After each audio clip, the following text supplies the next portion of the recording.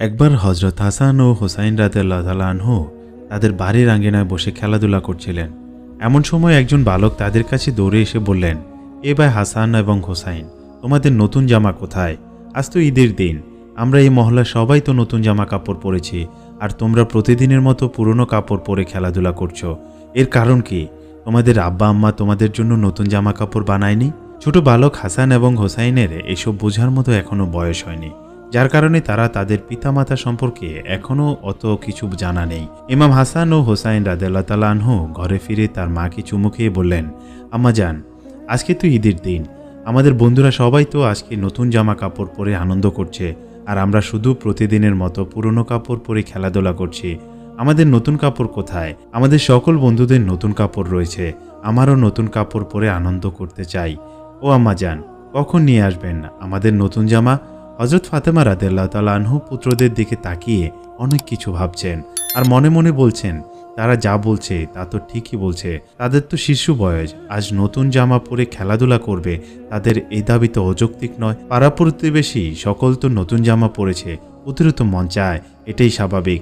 তারপরেও হযরত ফাতেমা রাদিয়াল্লাহু তাআলা আনহু নিজের মনকে সান্ত্বনা দিয়ে বললেন, আল্লাহ যখন যে অবস্থায় রাখেন তখন ওই অবস্থায় খুশি থাকতে হবে।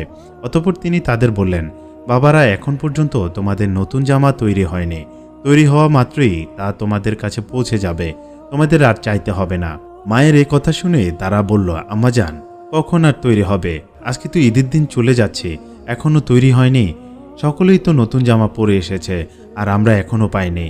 ছেলেদের এমন কথা শুনে হযরত ফাতেমা রাদিয়াল্লাহু তাআলা আনহু কোনো উপায় না দেখে তাদেরকে বললেন, বাবারা, তোমরা বাইরে থেকে একটু খেলাধুলা করে আসো, তারপর তোমাদের নতুন জামা কাপড় তোমাদের কাছে পৌঁছে যাবে।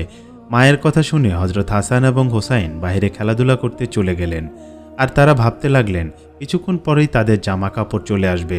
তারা চলে যাওয়ার পর হযরত ফাতেমা রাদিয়াল্লাহু তাআলা আনহু রুটি বানাতে বসে গেলেন, কেননা নবী জামাতা হযরত আলী রাদিয়াল্লাহু তাআলা আনহু বাহির থেকে আসার সময় হয়েছিল। নবী দুলালী হযরত ফাতেমা রাদিয়াল্লাহু তাআলা আনহু হাতে রুটি বানাচ্ছেন আর মনে মনে ভাবছেন, ছেলেরা তো বাহির থেকে ফিরে আসলে নতুন জামার জন্য ধরবে, তখন আমি তাদেরকে কি বলে সান্ত্বনা দেব? হযরত ফাতেমা এটা চিন্তা করছেন, এমন অবস্থায় হঠাৎ আবার দুই ভাই আবার ফিরে আসলেন। এসে মাকে জড়িয়ে ধরে বললেন, আম্মা জান, কোথায় আমাদের নতুন জামা? তাড়াতাড়ি আমাদের পরিয়ে দাও। ফাতেমা রাদিয়াল্লাহু তাআলা আনহু তাদের সান্ত্বনা দেওয়ার জন্য বললেন, বাবারা, তোমাদের নতুন জামা এখনো হয়নি, তোমরা গিয়ে গোসল সেরে আসো, গোসল করে আসতে আসতে নতুন জামা তৈরি হয়ে যাবে। ইমাম হাসান এবং হোসাইন রাদিয়াল্লাহু তাআলা আনহু ভাবলেন, সত্যি গোসল করে আসলে তাদের নতুন জামা চলে আসবে, তাই তারা মনের খুশিতে গোসল করতে রওনা হলো। এদিকে হযরত ফাতেমা রাদিয়াল্লাহু তাআলা আনহু চিন্তা আরও বেড়ে গেল। তিনি মনে মনে ভাবছেন, এবার তারা এলে তাদের কি বলে সান্ত্বনা দেব? এভাবে আর কতবার ফাঁকি দেওয়া যায়? এবার তারা গোসল করে নতুন জামা না পেলে কেঁদে কেঁদে বেকুল হয়ে পড়বে। এসব চিন্তা ভাবনা করতে করতে হযরত ফাতেমা অস্থির হয়ে পড়লেন। ইমাম হাসান এবং হোসাইন ঘরে আসার সময় হয়েছে, এই ভেবে তিনি তড়িঘড়ি করে এসে জায়নামাজে বসলেন এবং আল্লাহর কাছে হাত তুলে বললেন, হে আমার সৃষ্টিকর্তা, আমার মালিক, হে আল্লাহ, আমি এখন যে বিপদে এবং মুসিবতে পড়েছি তা তুমি ছাড়া আর কেউ রক্ষা করতে পারবে না। আমার পুত্রদের মন থেকে নতুন জামার আবদার মুছে দাও, নয়তোবা আদরের ছেলেরা যখন গোসল করে সেরে আসবে, নতুন জামার বায়না ধরবে, তখন আমি তাদেরকে কি বলে সান্ত্বনা দেব? ইতিপূর্বে আমি তাদের দুইবার সান্ত্বনা দিয়েছি। তুমি আজ তোমার এই বান্দিকে এই বিপদ থেকে মুক্তি দাও, এই মহাবিপদ থেকে একমাত্র তুমি উদ্ধার করতে পারো। হযরত ফাতেমা রাদিয়াল্লাহু তাআলা আনহুর এই কান্নাজড়িত প্রার্থনা আল্লাহ কবুল করে নিলেন। আর তিনি কবুল করবেনই না কেন? তিনি বলেছেন, কেউ যদি আমাকে মন থেকে একবার ডাকে, আমি তার ডাকে 10 বার সাড়া দেই। হযরত ফাতেমা রাদিয়াল্লাহু তাআলা আনহু ঘরের ভেতর জায়নামাজে কাঁদছেন। ঘরের বাইরে কি হচ্ছে তা তিনি কিছুই জানেন না, তার দুই চোখ দিয়ে শুধু অশ্রু ঝরছিল। ওইদিকে ঘরের দরজায় একজন ব্যক্তি বারবার আওয়াজ করছিল, কিন্তু আল্লাহর ধ্যানে মগ্ন হযরত ফাতেমা রাদিয়াল্লাহু তাআলা আনহু কিছুই শুনতে পাচ্ছিলেন না। এমন সময় হযরত হাসান এবং হোসাইন গোসল সেরে তাদের ঘরের দরজায় এসে দাঁড়ালেন। তারা দেখতে পেলেন ঘরের বাইরে একজন ব্যক্তি একটি থলি হাতে দাঁড়িয়ে আছে। ওই ব্যক্তি হাসান এবং হোসাইনের কাছে থলিটি দিয়ে বললেন, বাচ্চারা, এই নাও তোমাদের ঈদের নতুন জামা। তারা মনের আনন্দে থলিটি হাতে করে হযরত ফাতেমার কাছে গেলেন এবং বললেন, আম্মা জান, এক ব্যক্তি আমাদের ঈদের জামা দিয়ে গিয়েছেন। হযরত ফাতেমা রাদিয়াল্লাহু তাআলা আনহু থলিটি হাতে নিয়ে খুলে দেখলেন এটার ভিতরে বেহেশতের পোশাক।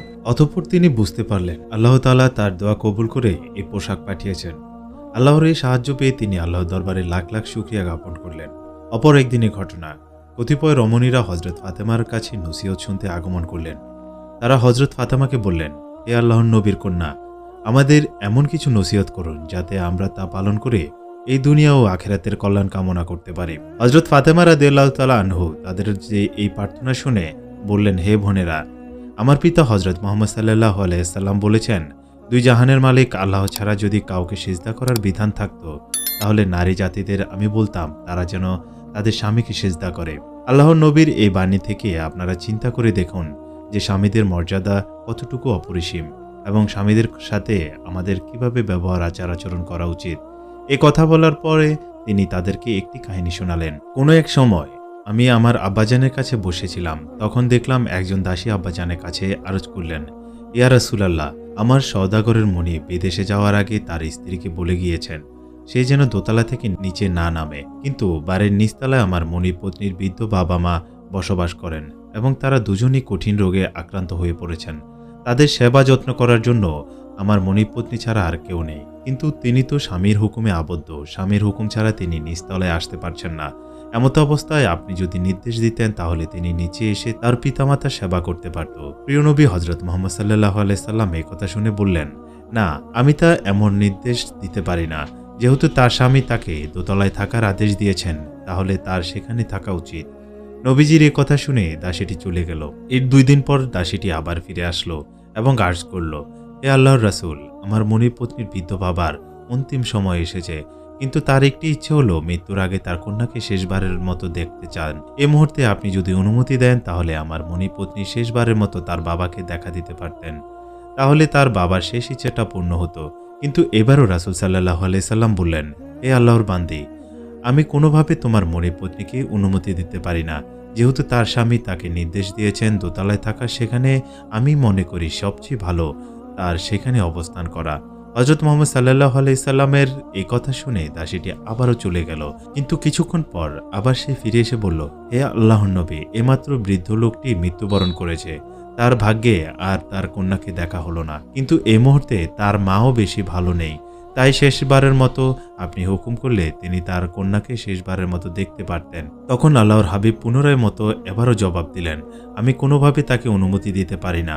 এবারও ওই দাসী রাসূল সাল্লাল্লাহু আলাইহি সাল্লামের কথা শুনে চলে গেল। কিছু সময় যেতে না যেতে সেই বৃদ্ধাও দুনিয়া থেকে চলে গেল।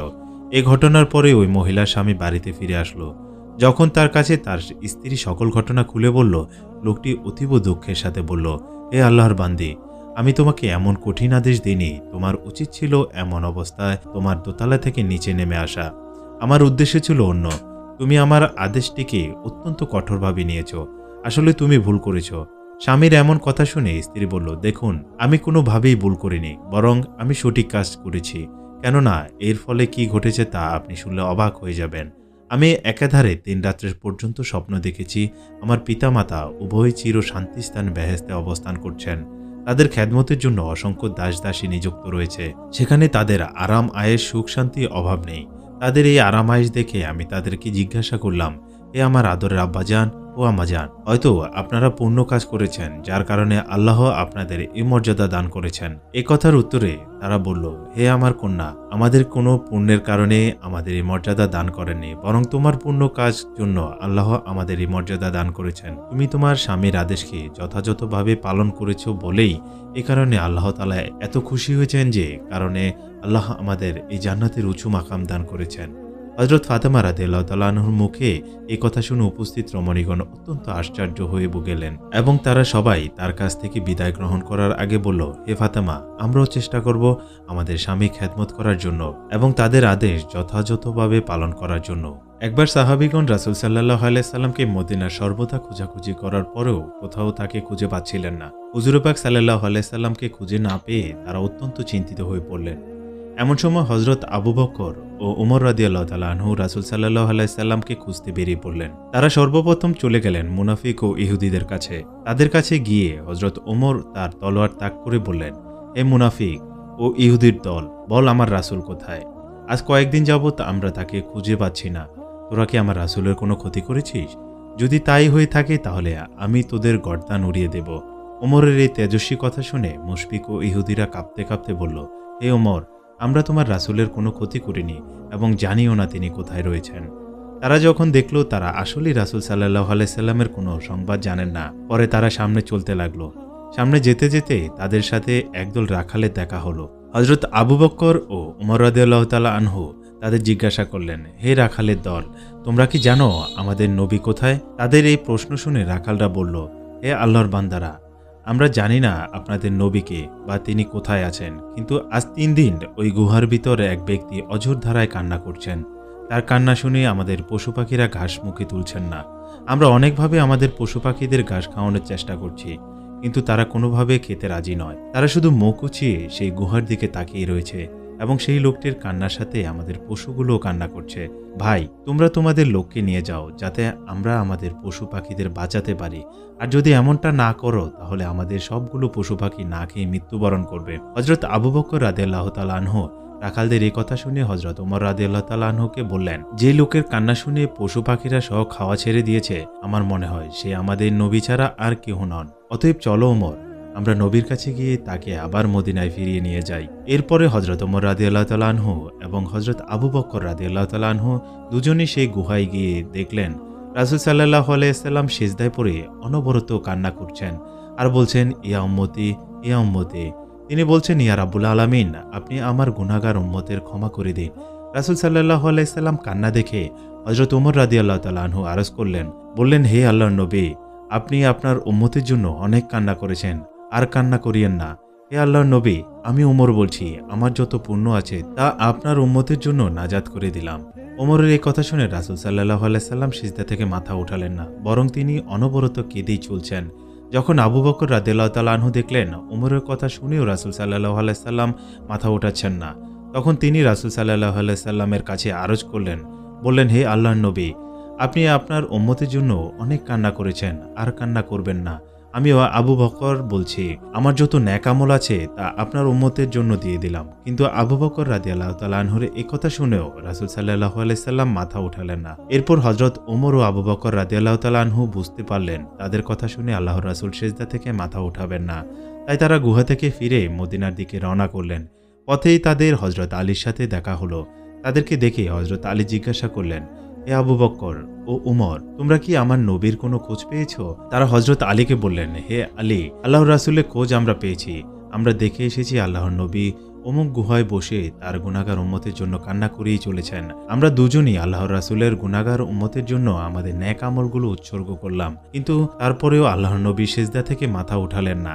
হে আলী, তুমি বাড়ি গিয়ে হযরত ফাতেমা ও হাসান হোসাইনের কাছে খবর দিয়ে দাও, হয়তোবা তারা আল্লাহর নবীর কাছে গিয়ে অনুরোধ করলে তিনি সিজদা থেকে মাথা উঠাবেন। আলী রাদিয়াল্লাহু তাআলা আনহু তাদের থেকে এই সংবাদ শুনে হযরত ফাতেমা রাদিয়াল্লাহু তাআলা আনহুর কাছে আসলেন। তিনি তাকে বললেন, হে নবীর মেয়ে, আজ 3 দিন যাবৎ রাসূল সাল্লাল্লাহু আলাইহি সাল্লাম অমুক গুহায় তার গুনাহগার উম্মতের জন্য কান্না করে যাচ্ছে। তুমি আমাদের 2 সন্তানদের নিয়ে যাও, আমার নবীকে সেই গুহা থেকেই নিয়ে আসো। আলী রাদিয়াল্লাহু তাআলা আনহুর থেকে এই খবর শুনে হযরত ফাতেমা রাদিয়াল্লাহু তাআলা আনহু তার 2 সন্তানকে নিয়ে ওই গুহায় চলে গেলেন। অতঃপর হযরত ফাতেমাও দেখলেন হযরত মুহাম্মদ সাল্লাল্লাহু আলাইহি সাল্লাম তার উম্মতের জন্য এখনও সিজদায় পড়ে কান্না করেই যাচ্ছেন। তখন তিনিও কান্না করতে করতে বললেন, হে আব্বাজান, আমার যত নেক আমল রয়েছে সকল আমল আপনার উম্মতের জন্য উৎসর্গ করলাম, আপনি সিজদা থেকে মাথা উঠান। হযরত ফাতেমার এই কথা শুনেও রাসূল সাল্লাল্লাহু আলাইহি সাল্লাম সিজদা থেকে মাথা উঠালেন না। এরপরে হযরত ফাতেমা বললেন, হে আব্বাজান, আমার 2 সন্তান হাসান এবং হুসাইনকে আপনার উম্মতের জন্য কুরবান করে দিলাম। হযরত ফাতেমার এই কথা শুনেও রাসূল সাল্লাল্লাহু আলাইহি সাল্লাম মাথা সিজদা থেকে উঠালেন না। যখন হযরত ফাতেমা রাদিয়াল্লাহু তাআলা আনহু তার 2 সন্তানকে উম্মতে মুহাম্মাদের জন্য উৎসর্গ করে দিলেন, সাথে সাথে আল্লাহর আরশ কেঁপে উঠল। তখন আল্লাহ রাব্বুল আলামিন জিবরাইল আলাইহিস সালামকে ডেকে বললেন, হে জিবরাইল, তুমি যাও, আমার নবীকে গিয়ে বলো তিনি যেন সিজদা থেকে মাথা উঠিয়ে নেন। তার মেয়ে ফাতেমার কোরবানি আমি কবুল করেছি। আমার বান্দি ফাতেমা তার 2 সন্তান হাসান এবং হুসাইনকে উম্মতে মুহাম্মাদের জন্য কোরবান করে দিয়েছে। আমি আল্লাহ এই কোরবানি কবুল করলাম, আর আমি আমার নবীকে কথা দিচ্ছি, আমি তাকে জিজ্ঞাসা না করে তার একটি উম্মতকেও জাহান্নামে দেব না। আল্লাহ রাব্বুল আলামিন থেকে এই হুকুম পেয়ে হযরত জিবরাইল আলাইহিস সালাম সেই গুহায় রাসূল সাল্লাল্লাহু আলাইহি সাল্লামের কাছে আসলেন এবং তিনি সংবাদ দিলেন, হে আল্লাহর রাসূল, আপনি আপনার গুনাহগার উম্মতের জন্য অনেক কান্না করেছেন। আপনার আদরের মেয়ে ফাতেমার তার পুত্র হাসান এবং হুসাইনকে আপনার উম্মতের জন্য কোরবান করে দিয়েছেন। আল্লাহ রাব্বুল আলামিন এই কোরবান কবুল করেছেন এবং তিনি আপনাকে কথা দিয়েছেন কিয়ামতের দিন তিনি আপনাকে জিজ্ঞাসা না করে আপনার কোনো উম্মতকে তিনি জাহান্নামে দেবেন না। যখন আল্লাহ রাসূল জিবরাইল আলাইহিস সালাম থেকে এই সংবাদ পেলেন তখন তিনি আলহামদুলিল্লাহ বলে সিজদা থেকে মাথা তুললেন। তখন তিনি মা ফাতেমা এবং হাসান হোসেনকে নিয়ে মদিনার পথে রওনা দিলেন। এদিকে হযরত আলী রাদিয়াল্লাহু তাআলা আনহু ফজরের নামাজ পড়তে মসজিদে গিয়েছেন। এদিকে ফাতেমা রাদিয়াল্লাহু তাআলা আনহুর গায়ে প্রচুর জ্বর। এই অবস্থায় তিনি ঘরের সমস্ত কাজ শেষ করেছেন। আলী রাদিয়াল্লাহু তাআলা আনহু মসজিদ থেকে এসে দেখেন ফাতেমা কাঁদছেন। আলী রাদিয়াল্লাহু তাআলা আনহু প্রশ্ন করলেন, হে ফাতেমা, তুমি কাঁদছো কেন? ফাতেমা কোনো উত্তর দিলেন না। ফাতেমা আরো জোরে জোরে কাঁদতে শুরু করলেন।